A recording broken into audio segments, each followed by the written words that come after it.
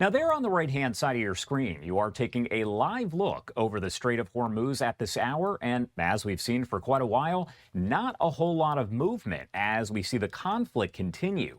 I'm going to take it full to give you a better look at where things stand. And as I mentioned, not a lot moving. Iranian officials, though, have once again issued some fairly outrageous demands, saying that the strait will not open until the U.S., quote, corrects its behavior. This is a post coming in from Iran International English. Take a look here. And essentially, it's a statement from Iran's security chief carried this weekend by Iranian state TV. And it reads in part, quote, correcting its behavior means that Iran must never again be threatened or humiliated. Aggression against Iran and its allies must end permanently. The naval blockade must be lifted. U.S. naval and air forces must withdraw from around Iran. War damages must be compensated. Sanctions must be lifted. And Iran's frozen assets must be released. He added, quote, the Supreme National Security Council will never back down, whether in war or in negotiations. So again, some outrageous claims that are coming in, essentially asking for a lot of things that President Trump has said are just not going to happen. In the meantime, I want to bring you to another post that's coming in here. And this is something that we heard about, I would say, just a few hours ago as essentially Iran, Mehr News, they're sponsored by the Iranian government, shared video that claims to show Supreme Leader Mojtaba Khamenei for the first time since he was named as his father's successor. And that is a still image there on the left-hand side of your screen coming in from that video. But our buddy Jason M. Brodsky over at United Against Nuclear Iran posted very quickly. This footage is old from before the war. It was first circulating in March. It's telling that Iran's regime's Mehr News feels the need to circulate old video of Mojtaba. Now, again, there's a lot to discuss, as always, so I want to bring in a great friend of the show here. We have Eylon Levy, who is the former Israeli government spokesperson. We carried his briefings here on LiveNOW from Fox, and he joins us quite a bit to break down the latest developments. Eylon, thank you so much for taking the time to be here with us, as always. Hello, Josh. Good morning, good night, whatever it is where you are. That's what I always say. All right. So first off, I want to start by asking you about that alleged video that was released. Of course, we quickly heard that it was not recent. It was from back in March. So to have Mehr News and the Iranian government releasing these images, this video, trying to show that Mojtaba is alive and well, what do you make of that? Yeah, Mojtaba Khamenei is clearly not calling the shots inside Iran. Either he is horribly injured or disfigured, or he's being held as a prisoner of the Islamic Revolutionary Guard Corps. He has not succeeded his father's authority. It's clear that who's running Iran is the Islamic Revolutionary Guard Corps, and they are making increasingly delusional demands. You said just now they're asking the United States, demanding a lot of things that are not going to happen. I think they're asking for a war, not for these demands. They think they're in a position to pressure, blackmail, bully the United States into withdrawing its forces from the Middle East, giving them reparations for the war, which is pretty cheeky if you ask me, as a condition for opening the Strait of Hormuz. This is not a rational regime you can do business with. It's not a regime you can talk to. It's a regime run by the Islamic Revolutionary Guard Corps, who are hiding their supreme leader. We think he's alive, we're not sure, who are trying to essentially coax the United States into a confrontation. All right, and you're looking at that post once again coming in from I-24 News. It's an image that is circulating there, and it's part of that video. One thing that was pointed out is, honestly, you can't actually see the right side of his face. It cannot be seen in any of that footage. There's been those questions about whether or not he is disfigured, if he's even alive. So we'll, of course, continue to follow that as we do. Now, one thing that I want to do is pop this up once again. I read this off the top, but it's a fairly lengthy statement asking for those demands. Is there any world where President Trump is going to give in to any of this? How is it that Iran continues to make these outrageous demands and thinks it's going to happen? I don't see a reality in which the United States can accept these delusional demands. If President Trump accepts what the Iranian regime is demanding, it would be the most humiliating climb down in American history ever. I mean, just look at what the regime is demanding. You put the text up there on the screen. They're demanding reparations for the war, the withdrawal of American forces, essentially leaving Iran's path to nuclear weapons completely free and open. This is insane, and the United States cannot accept it. But, I think the Iranian regime is also seeing the same headlines that reportedly General Keynes said that the United States needs an off-ramp from the Iran war. And when they look at that, they say, well, the Americans are under more pressure than we are to end this war. They want to end it before we do. So time is on our side. And the more messages we see from the United States suggesting that it's looking for a way out of this, the deeper Iran is going to dig, thinking it can make big demands and the United States will back off. And the United States needs to be absolutely clear that military option is absolutely on the table. That is plan A right now, unless the Iranian regime backs down, because the slightest hint of weakness signals to the Iranian regime that they should keep digging in their position, and eventually they'll make the United States back down. And I think that's a terrible mistake. And right now you're taking a live look over Tel Aviv because, as we've mentioned time and time again, we have the situation playing out between Israel and Hezbollah, but also in general, Israel and Iran itself. Now, we've heard from so many different reports that are circulating here that Iran essentially, as it continues to kind of give threats there against Israel, that Israel is saying if for some reason the U.S. decides to make a deal and the war between U.S. and Iran ends, that Israel might still step in and maybe attack Iran. So what do you make of that? Are those reports likely? Is it likely that Israel would attack Iran if the U.S. kind of backs off? Look, Israel is a sovereign state. Ultimately, it's going to do what is necessary to protect its own security. We're not thousands of miles away from the Iranian regime. It's right on our doorstep, and it's surrounded us with a network of proxy armies. So Israel is always going to do what it has to do to protect itself. But we think President Trump understands that the Iranian regime is a menace not just to Israel, it's a menace to the entire world. We've seen reports that Iran may be behind hacking attempts against the U.S. water system. There are municipalities across the United States reporting that their water management systems were hacked, and it's believed that Iran was behind it. This is a menace to the entire world. It's the world's #1 state sponsor of terror. It's holding the whole global economy hostage now by shutting the Strait of Hormuz. It's pursuing nuclear weapons and building intercontinental ballistic missiles that can reach the United States.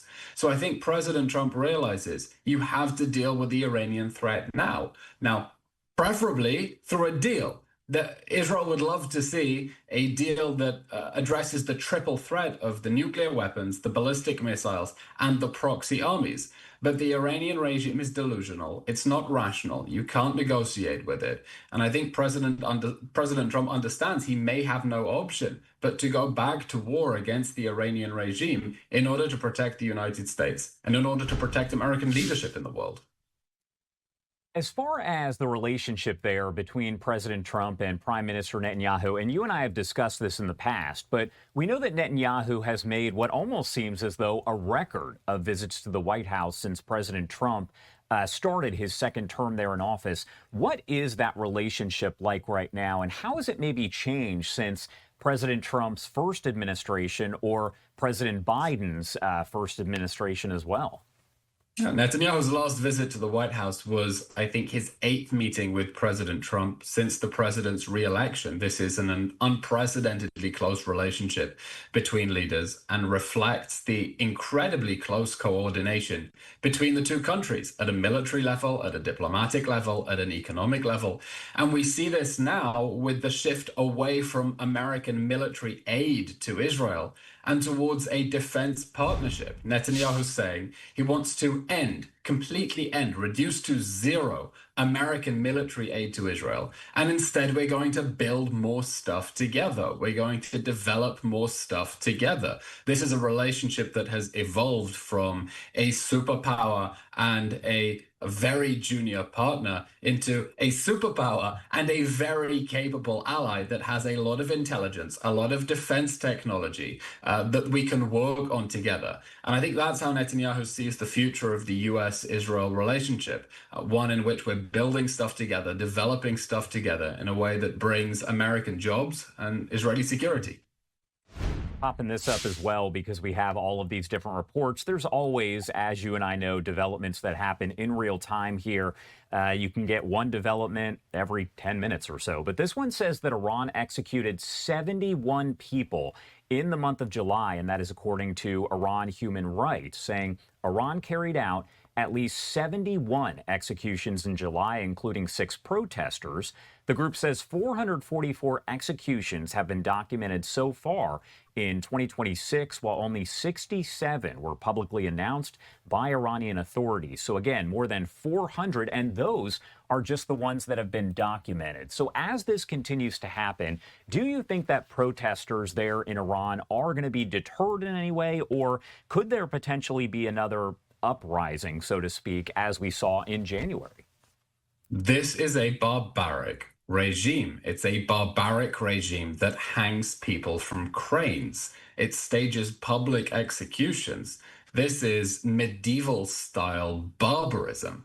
And the people of Iran are very brave. They've risen up before to try to claim their freedom, and tens of thousands of them were slaughtered in the streets. And I think many of them will be scared to do that again if they don't think that someone has their back.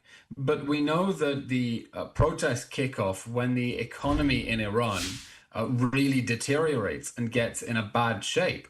And as long as the United States keeps up its counter blockade of the Strait of Hormuz, as long as this conflict is unresolved, the Iranian economy is only going to tumble even more. And then the Iranian regime loses the few friends it still has. Remember, the last protest started from the bazaris, the shopkeepers in the markets, who used to be the backbone of the regime's support, but were completely fed up of the spiraling prices. So the more pressure America keeps up on the Iranian regime, the more the Iranian people will feel emboldened to rise up. But hey, they're going to need incredible amounts of bravery, and they're going to need to know that the world is on their side and the world will help them transition to a democratic Iran and not try to save the Islamic regime that is going to hang them all from cranes if they don't succeed. Popping up this live look right here. This is over Beirut in Lebanon. Where do things stand right now? We're not hearing as much about Israel and Hezbollah over in Lebanon. Again, Hezbollah is that Iran-backed proxy group for those who are not familiar. But where do things kind of stand with all of that? There is a fragile ceasefire right now and a peace process in which Israel and Lebanon are talking about establishing real peaceful relations. The problem is Hezbollah, the Iranian proxy army, in the middle.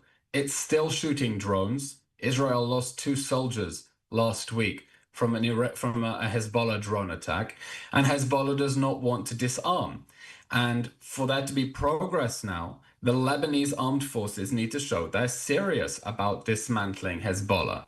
They've chickened out of a confrontation. They don't want to take on Hezbollah, but there is no alternative.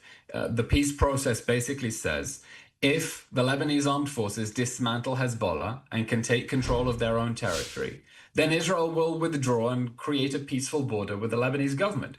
If Hezbollah isn't dismantled, if Lebanon can't take control of its own territory, then Israel will maintain a buffer zone inside Lebanon to keep its families safe from Hezbollah rocket and drone attacks. So that's where things stand right now. Israel has a buffer zone inside Lebanon to protect the houses in northern Israel from rocket attacks. And if Lebanon wants that land back, it has to confront the Iranian proxy army on its soil that it's turned a blind eye to for far too long.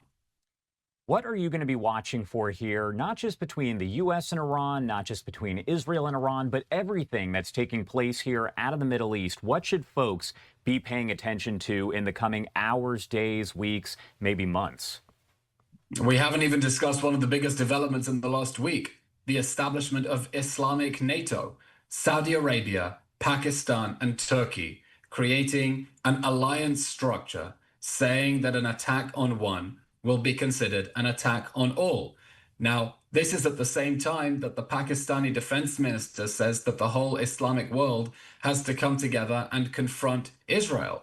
This is a very dangerous development. You have NATO's second biggest army, Turkey, together with the Gulf's #1 power, Saudi Arabia, and the Islamic world's only nuclear weapons power, Pakistan, coming together to form a military alliance parallel to NATO. I don't know why Turkey needs a parallel alliance to NATO, other than the fact that it's a Trojan horse inside NATO.